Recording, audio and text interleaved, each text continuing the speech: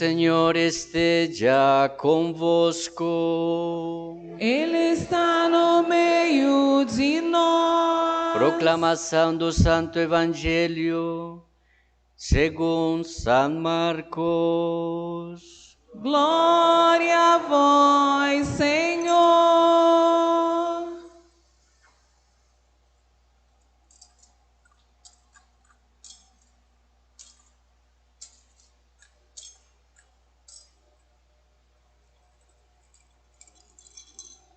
Naquele tempo, Jesus se manifestou aos 11 discípulos e disse-lhes: Ide pelo mundo inteiro e anunciai o Evangelho a toda criatura. Quem crer e for batizado será salvo, quem não crer será condenado. Os sinais que acompanharão aqueles que crerem serão estes: expulsarão demônios em meu nome, falarão línguas, se pegarem em serpentes ou beberem algum veneno mortal, não lhes fará mal algum. Quando impuserem as mãos sobre os doentes, eles ficarão curados. Depois de falar com os discípulos, o Senhor Jesus foi levado aos céus e sentou-se à direita de Deus. Os discípulos então saíram e pregaram por toda parte. O Senhor os ajudava e confirmava a sua palavra por meio dos sinais que a acompanhavam. Palavra da salvação. Glória a vós, Senhor.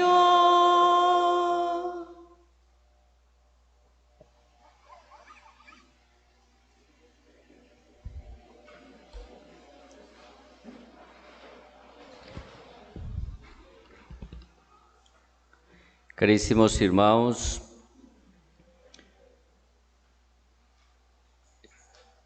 o mistério cristão que celebramos na liturgia, primeiro é a memória da vida de Jesus.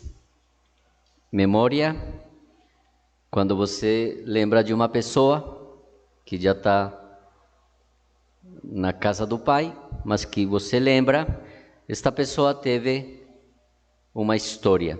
Nasceu, cresceu, talvez casou, teve filhos, netos, por último, morreu. A memória nós fazemos sempre da pessoa de Nosso Senhor. A mãe, depois tem outro culto, não? Um culto a Nossa Senhora, mas ligado a Jesus, nunca separado.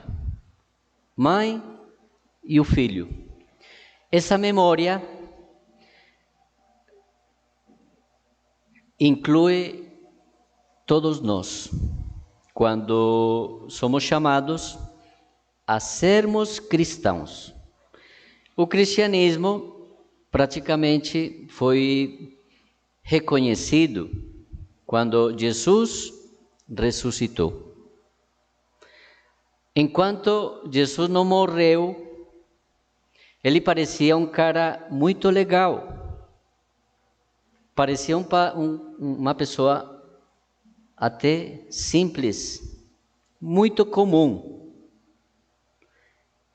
Acreditar que ele era Deus era muito difícil, porque ele era muito igual a nós, menos o pecado. Quando ressuscitou, aí começou a cair a ficha, porque ninguém se safa da morte em 3 dias. Quantas pessoas, pela Covid, já sofreram o mal da morte? Não que eles não iam morrer um dia, mas está levando muita gente esse vírus tão pequeno que desgraça, que poder tem de disseminar e de matar pessoas. E as que não mata, diz que deixa sequelas. Pois, irmãos, quem pode nos libertar da morte? Nosso Senhor Jesus Cristo. Então a memória é também a ressurreição dele. E eu penso que como igreja, não podemos voltar para trás. Olhar para a infância de Jesus, temos que saber que ele foi uma criança, usou fralda, fez xixi, vomitou na saia da mãe. Ou vocês acham que isso não aconteceu? Se é uma criança normal, não é um boneco, ele faz tudo isso. Chora. Pois, irmãos, o cristão, ele faz memória da ressurreição. É o começo do cristianismo. Se você se apavora pela doença e pela morte, é que você não pensou ainda na ressurreição. Quem sabe que a ressurreição é uma vitória para você hoje? Fica com medo de tudo, fica em depressão, fica achando que o mundo está maluco, está no avesso, porque sem ressurreição o mundo é umas trevas. As trevas, voltamos ao Gênesis, o livro do Gênesis, o primeiro livro da Bíblia, fala que tudo era escuridão, mas quando Deus apareceu, ele fez o dia. A noite não precisou, porque já tinha muita escuridão. Apareceu ele, apareceu o dia, não existia o dia, só noite. E era um caos. Nós estamos voltando ao caos e não à luz. Se nós esquecemos que o cristianismo é a ressurreição dele, estamos perdendo tempo. Até quando você reza. Porque eu rezo para quê? Para ir para o céu. Ah, mas não quero morrer. Pamonha, medroso. Eu quero ir para o céu, mas não quero morrer. Engraçado.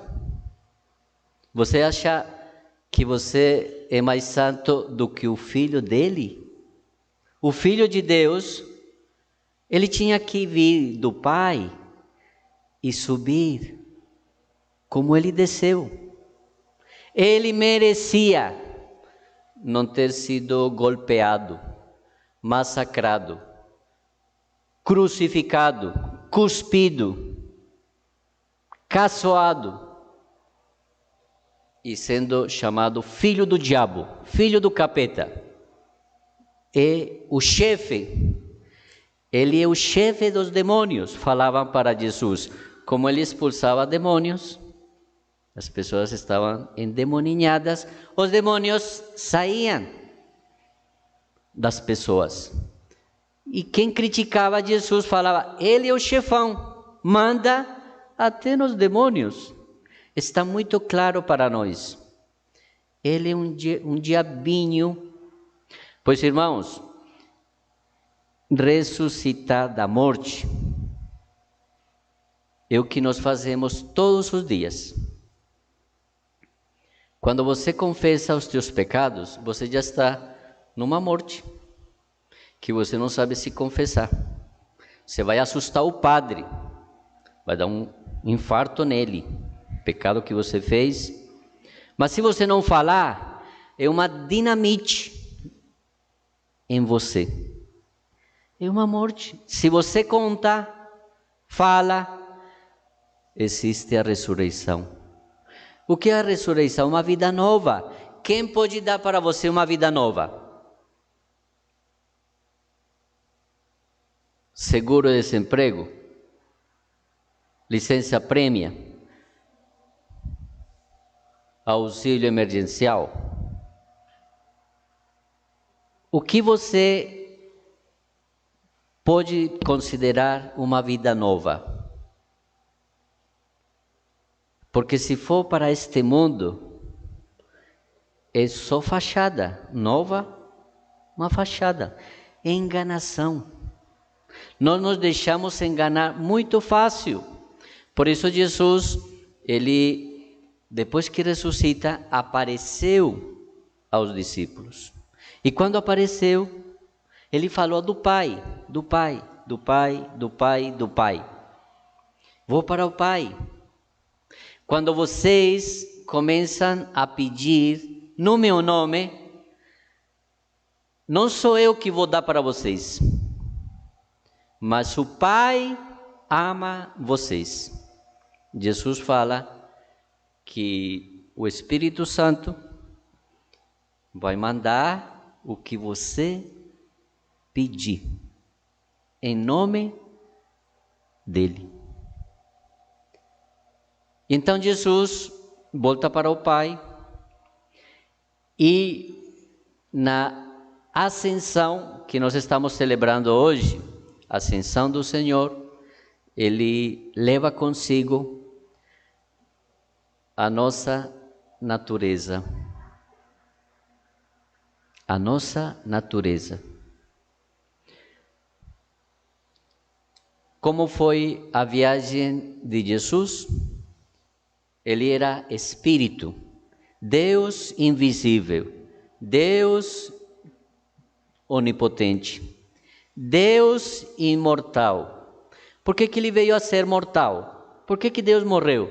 Porque em Maria ele se encarnou e tomou carne de uma mulher. A mãe deu um corpo ao Filho de Deus, porque enquanto isso era só espírito. E o corpo de nosso Senhor tem tudo a ver com a carne de Nossa Senhora. E é uma carne que levou as marcas até o céu. As 5 chagas da crucifixão diz que Jesus subiu ao céu e está à direita de Deus, intercedendo por você. Essa intercessão não é você colocar o joelho no chão, não é você falar muito, não. Cristo, quando intercede, basta abrir as mãos. Então o Pai está vendo os buracos que você e eu fizemos a nosso Senhor. E sabe por que Deus não acabou com você ainda? Sabe por que para você a vida é muito boa? Porque Jesus fala: Pai, ela não merece, mas eu sofri pelo mundo. A minha missão foi ir lá sofrer por eles. Agora eles estão no mundo, mas eu amei eles. Então diz que o Pai, quando nós pedimos, Jesus não vai dar. Imagina, ele já deu a vida dele. O que nós queremos mais que Jesus nos dê? Chega. Ele já não morreu por teus pecados, mas você não quer dar os pecados. Enquanto você não entrega os pecados, ele ainda não morreu. Na tua vida não. Os teus pecados você vai pagar Está juntando dinheiro para pagar. Você vai pagar. Ninguém paga para você.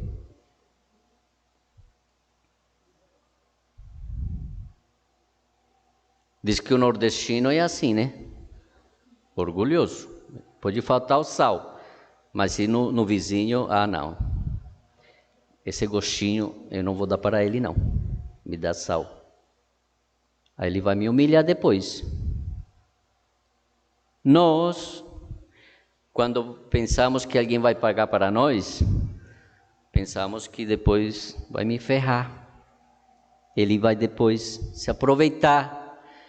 Então, de graça, às vezes não queremos nem o perdão dos pecados.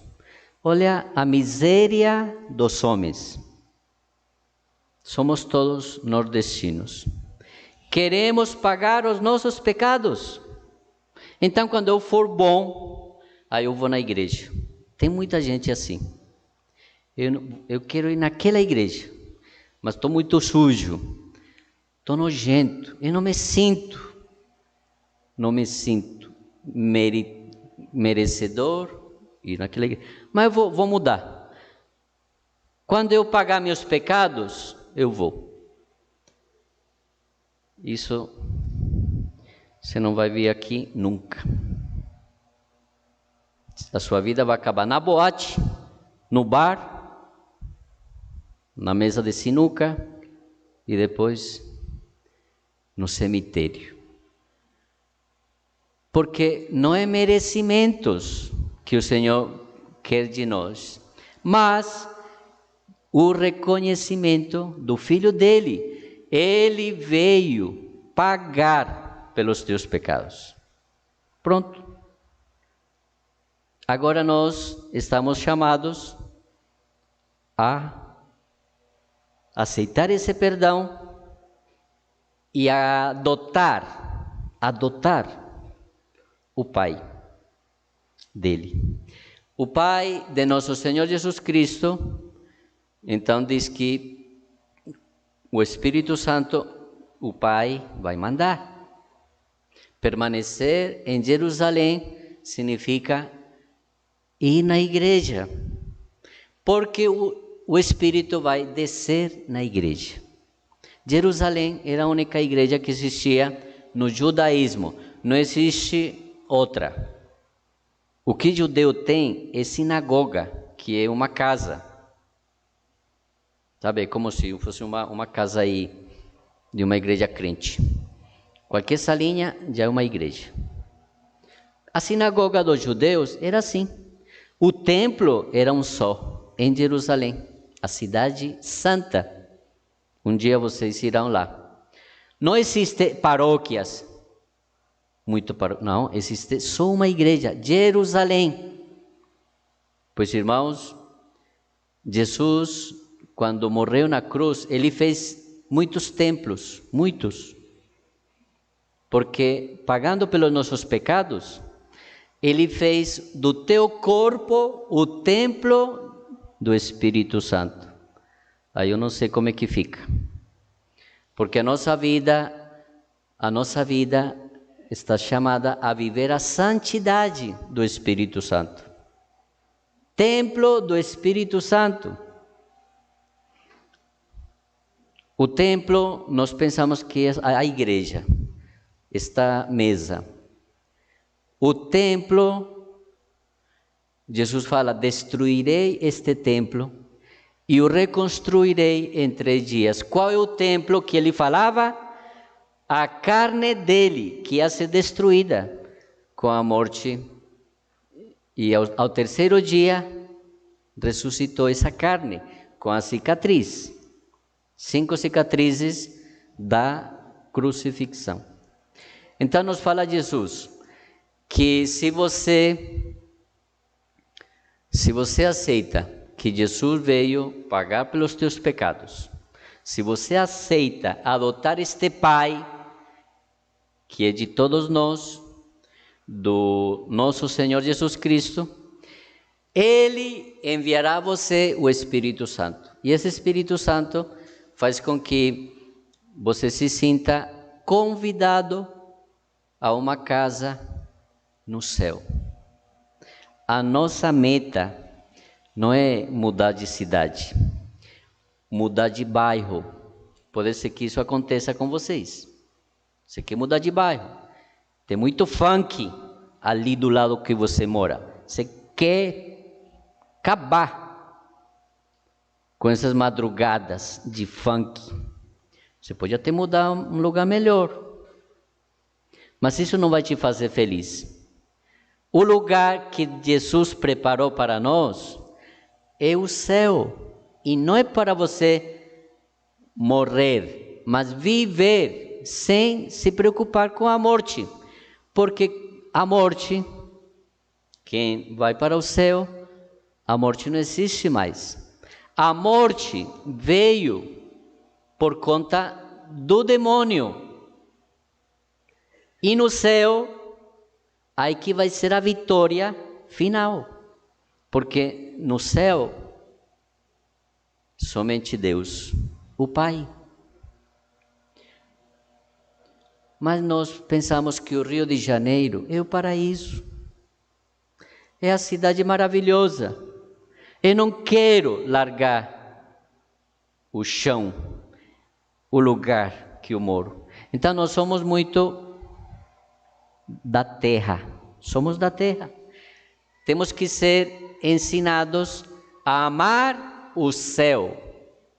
Isso, irmãos, não é fácil. Amar o céu.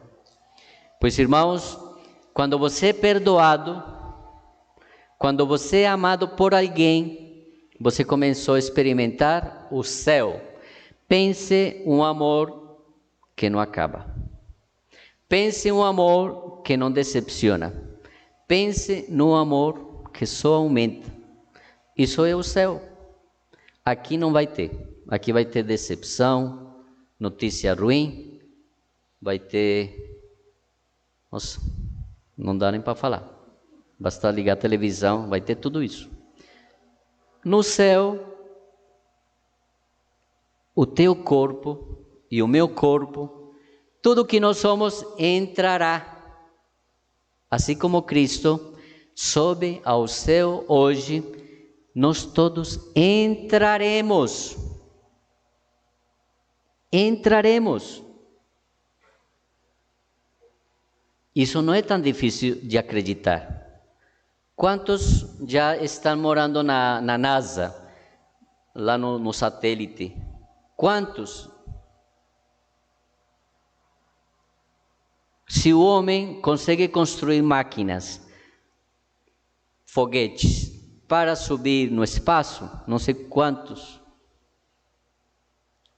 milhões de anos-luz, muito longe daqui, como não podemos acreditar que a nossa vida experimentará isso? E pode ser no mesmo dia da nossa morte. Acredita? Enquanto a tua família está chorando, fazendo o teu funeral,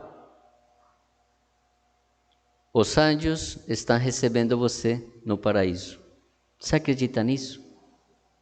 É conversa para criança dormir? Não. Se Cristo desceu, foi para que com Ele subamos, porque quem roubou as almas de Deus foi o diabo, e ele veio enfrentar o nosso inimigo. Por isso fala São Paulo que o último inimigo a ser vencido é a morte.